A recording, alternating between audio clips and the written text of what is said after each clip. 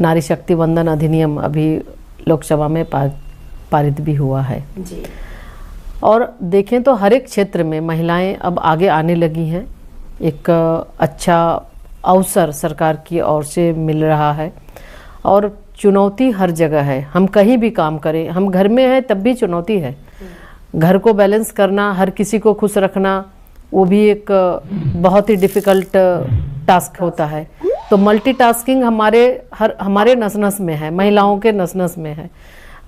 निश्चित रूप से हम ये कहना चाहेंगे कि राजनीति में भी चुनौतियां आती है, लेकिन उसको पार करके आगे जाना होगा। और अगर खुद हम ये तय करते हैं, जैसे हमने पहले भी कहा कि लक्ष्य को अगर हम तय करते हैं कि हमें कहाँ जाना है, हमें क्या करना है, तो फिर ज़्यादा परेशानी नहीं होती है। फिर उसको हम अपने, चूँकि मिशन में हमें कामयाब होना है तो उसके लिए हमें काम करना है। और हर एक जगह, चाहे हम किसी भी क्षेत्र में चले जाएं, हर जगह कंपटीशन है, हर एक जगह चुनौतियां हैं, लेकिन उसके बावजूद भी हमारी बेटियां आगे बढ़ रही है। और मुझे खुशी है, जिस समय मैं अपनी अगर बात करूं 98 की अगर शुरुआत के दिनों की बात करूं, तो जब गांव में मैं जाती थी, गांव में जाने पे ऐसा लगता था, जब गांव में की छोटी छोटी बच्चियों का चाहे तो कम उम्र में शादी हो जाना, या फिर वहाँ पे पढ़ाई से वो अलग हो जाना, स्कूल छोड़ देना, ड्रॉप आउट, ये सारी चीज़ें देखने को मिलते थे। लेकिन धीरे धीरे समय बदलता गया। आज जब उसी गांव में जब जाती हूँ तो वहाँ पे देखने पे लगता है कि वहाँ की बेटियाँ भी बाहर जाके वो पढ़ाई भी कर रही हैं, और लोगों के मन में एक चेंज आया है। अभिभावक भी चाहते हैं कि बेटी हैं, यानी ऐसा नहीं है, बेटी है तो उनको भी हम अच्छे से पढ़ाएंगे और बेटियाँ सब कुछ कर सकती है। तो ये जो एक बदलाव है, ये जो एक मानसिकता में जो ये परिवर्तन है, ये हमें ताकत देती है। और परिवार का ये बिल्कुल कि परिवार का सहयोग होना बहुत ही जरूरी है, और अब परिवार के लोग सहयोग कर रहे हैं। और ये शुरुआत परिवार से ही होती है। परिवार से ही होता है। बिल्कुल। मैम, अन्नपूर्णा जी, आपकी इस पूरी यात्रा के दौरान कोई ऐसा इंसिडेंट रहा हो, या कोई ऐसी बात रही हो, या कोई ऐसी सीख रही हो जो आपको छूती हो, जिसने आपको और प्रेरणा दी हो इस पूरी यात्रा के दौरान? कोई ऐसा माइलस्टोन जो आज आप इस मंच के माध्यम से साझा करना चाहें? देखिए, जिस परिस्थिति में हम वैसे ये कह सकते हैं कि एक्सीडेंटल भी हम बता सकते हैं कि राजनीति में आना मेरा हुआ। मेरे हस्बैंड राजनीति में थे, लेकिन उस समय विशुद्ध रूप से मैं, चूँकि हमारे 3 बच्चे थे, हाउस वाइफ थे, बच्चों की देखरेख करना, मेरी पढ़ाई भी चल रही थी, उस समय पढ़ाई भी कर रही थी। तो उसके बाद अचानक से जब ऐसी घटना हुई जिसे हमने कभी कल्पना भी नहीं किया था, और 15 अगस्त 98 हमारे हस्बैंड का उस दिन डेथ होना, उसके बाद तो ऐसा लगा कि मुझे ये पता नहीं चल रहा था कि आखिर हुआ क्या। उसके बाद धीरे धीरे खुद को संभालना, और उसके बाद अचानक से फिर ये इलेक्शन, फिर राजनीति की, तो जो हमारे क्षेत्र के लोग थे उनका था कि पॉलिटिक्स में नहीं, आपको आना है, आपको संभालना है, उनकी विरासत को आपको ही आगे बढ़ाना है।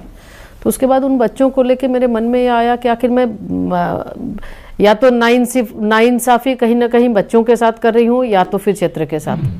तो ऐसा एक मन में आ रहा था कि ऐसी परिस्थिति में हमें क्या निर्णय लेना चाहिए। लेकिन उस समय की बात, चूँकि इसलिए मैं आपको बता रही, तो उस समय मेरी माँ मेरे सामने खड़ी हुई, और उनका ये था कि आप जाओ, हम आपके साथ हैं, और किसी भी तरह की कोई भी समस्या न बच्चों के परवरिश में आने देंगे, ना ही आपको किसी तरह की दिक्कत होगी। जब लोगों की ये चाह है तो बिल्कुल आगे आना चाहिए। तो ये हमको लगा कि बिल्कुल ये एक, इसलिए कि हाँ, अभी के समय में जो चुनौतियों की बात अगर हम करते हैं, तो अगर परिवार का साथ रहे तो कोई भी ऐसा काम नहीं है जिसमें हम आगे बढ़ नहीं सकते हैं। तो ये एक बहुत बड़ा, ये एक हमारे लिए एक चेंज का था, और हमारे लिए एक संबल हमारी माँ ने हमें दिया कि हमारे लिए बच्चे की, इतने छोटे बच्चे हैं, आखिर उसका निर्णय लेने में उनका सहयोग काफ़ी महत्वपूर्ण रहा। हेलो एवरीवन, तो आप लोग का नया और इन्फॉर्मेटिव वीडियो में बहुत बहुत स्वागत है। तो आप लोगों ने वीडियो देखा होगा, और आप लोगों को देखना भी है, क्योंकि देख लीजिए, इस पे बहुत लोगों का कमेंट भी आ रहा था। देखिए, अन्नपूर्णा देवी जी जिस तरीके से अपना समय का बता रही हैं, जिस तरीके से उन्होंने बचपन गुजारा, किस तरीके से महिलाओं को, बच्चों को देखा, कितनी तकलीफ़ में आंगनवाड़ी रहते हैं, या फिर किस तरीके से नौकरी मिल भी गई है आंगनवाड़ी को, तो किस तकलीफ़ में रहती हैं वो आंगनवाड़ी ही जानती हैं। इससे पहले जो कि स्मृति ईरानी जी थी, वो भी आंगनवाड़ी को कुछ नहीं समझती थी, वो तो कहती थी काम ही नहीं करती आंगनवाड़ी। लेकिन देखिए शुरू में जब ये अन्नपूर्णा देवी जी बाल विकास परियोजना की मंत्री बनी तो आंगनवाड़ी को एक अलग एहसास हुआ कि हाँ चलिए महिलाओं को लेकर ये सपोर्ट करेंगी। उनकी तरह तो ये नहीं कहेंगी कि ये काम नहीं करती हैं, तो कहती भी हैं कि काम करती हैं आंगनवाड़ी, अपनी सराहना देती हैं, हर एक चीज़ नाम भी करती हैं आंगनवाड़ी की। लेकिन देखिए मानदेय वृद्धि की जब बात आती है तो इनका मुंह ही नहीं खुलता है या फिर कुछ कहते ही नहीं है कि मानदेय भी वृद्धि करना है आंगनवाड़ी का। और आगे चल के आंगनवाड़ी कितना कार्यकर्ती काम करती हैं ये भी जानती हैं, हर एक चीज़ जानती हैं कि पोषण टकर में कितना काम है, THR भरना है, प्लस हर एक चीज़ उसी में पोषण टकर में दिन रात उनका बीत जाता है। प्लस ऑफिस भी देखना है, प्लस केंद्र भी देखना है, बच्चों को भी देखना है, गर्भवती महिलाओं को भी देखना है, हर एक चीज़ उसी में देखना है। लेकिन इस पे नहीं उनका ध्यान आता है कि आंगनवाड़ी का मानदेय भी वृद्धि करना चाहिए, क्योंकि देखिए 7-8 सालों का दिन हो गया, केंद्र सरकार ने जो कि 1500 रुपये दिया, उसके बाद में एक फूटी कौड़ी नहीं बढ़ाया। उसके बाद में अन्नपूर्णा देवी जी आई चली गई, इसके बाद अन्नपूर्णा देवी जी भी आई, इनका भी 3 साल पूरा होने वाला है। अब देखते हैं आने वाले समय में क्या होता है। इस पे आप लोग कमेंट में बताइएगा क्या है अन्नपूर्णा देवी जी पे आप लोगों का क्या राय है, इस पे आप लोग कमेंट जरूर करिएगा। वीडियो को अभी लाइक नहीं किया, लाइक कर लीजिए, अभी वीडियो है तो आप लोग पूरा देख के जाइए और चैनल से भी जुड़ जाइएगा सिद्धार्थ यादव के आगे, सब्सक्राइब कर लीजिएगा आप लोग। महिला सशक्तिकरण की चूंकि हम बात कर रहे हैं, महिला बाल विकास मंत्रालय आपके पास है, एक आपकी जो स्कीम है अम्ब्रेला स्कीम मिशन शक्ति, और उसमें सामर्थ्य और संबल बहुत सारी सब कैटेगरीज हैं स्कीम्स की।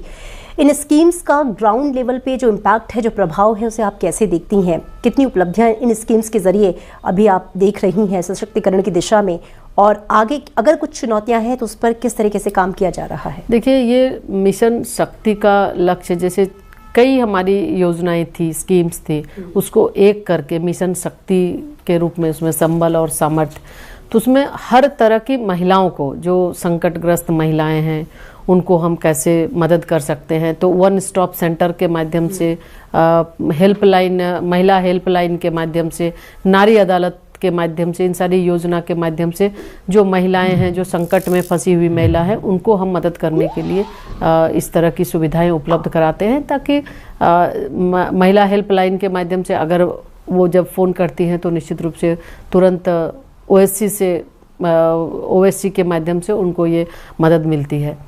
तो ये एक बहुत ही माननीय प्रधानमंत्री जी के नेतृत्व में ये जो एक हमारा लक्ष्य है कि महिलाओं को सशक्त करना, महिलाओं को सुरक्षित करना और महिलाओं को आगे बढ़ने के लिए उनको एक अच्छा माहौल प्रदान करना, तो उसी के तहत ये कार्यक्रम है। और उसके साथ साथ फिर हम महिलाओं को सशक्त करने के लिए हम प्रधानमंत्री मातृ वंदना योजना, सखी निवास, महिला सशक्तिकरण पालना जैसे कार्यक्रम के माध्यम से, योजना के माध्यम से महिलाओं को, ताकि कामकाजी महिलाओं को सुविधा मिल सके, हमारी जो प्रेग्नेंट लेडी हैं उनको सुविधाएं मिल सके। और आने वाले समय में जो हम 2047 की बात हम करते हैं, विकसित भारत की बात करते हैं, तो विकसित भारत के संकल्प को सिद्धि तक पहुंचाने में उन महिलाओं की भी अहम भूमिका रहे, ताकि हर क्षेत्र में, चाहे वो कामकाजी महिलाएं हो या अन्य, उन सबको राज्य सरकार की योजना के साथ साथ